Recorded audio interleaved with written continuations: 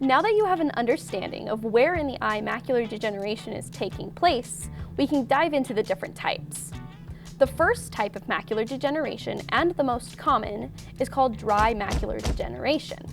It's called dry because there's no fluid leaking into the retina, so it is quite literally dry. Stage 1 is called early dry macular degeneration. Most of the time, people don't even have symptoms, and it's only diagnosed when they go in for a yearly eye exam. While you might not experience any new blurriness, there are small anatomical changes occurring within the retina. There are small deposits made of proteins and lipids forming just underneath the retina, pushing into the retina. These are called drusen. These drusen appear as small yellow dots on a fundus view or as raised elevated bumps on a cross-section view from an OCT. In earlier dry macular degeneration, the drusen are typically very small and are few and far between. The average size of a drusen is about 64 micrometers, which is the average width of a human hair.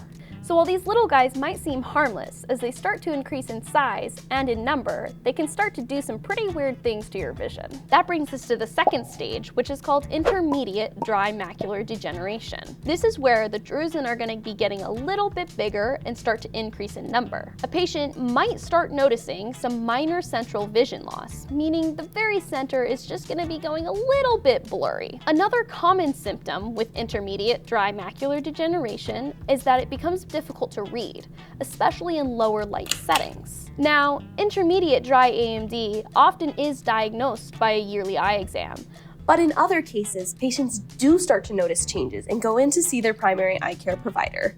While there aren't any approved treatments for early and intermediate dry AMD, it's still important to get diagnosed early because there are certain things we can do. It takes years for dry macular degeneration to progress, and there are additional things we can do to help that process take even longer. There are over-the-counter eye vitamins that can be found at many different pharmacies, and it's important to incorporate deeply pigmented fruits and vegetables like berries and leafy greens. These foods have some of these important vitamins naturally that can help slow down the progression of dry macular degeneration. One of the biggest non-age-related factors that contribute to a quicker progression of macular degeneration is smoking. Smoking doesn't just put stress on your lungs, it also deprives oxygen to the rest of your body, including the retina. Your retina goes into overdrive and into a high-stress state, and the way it deals with that is by creating these drusen deposits. In our next video, we're going to get into the third and final stage of dry macular degeneration.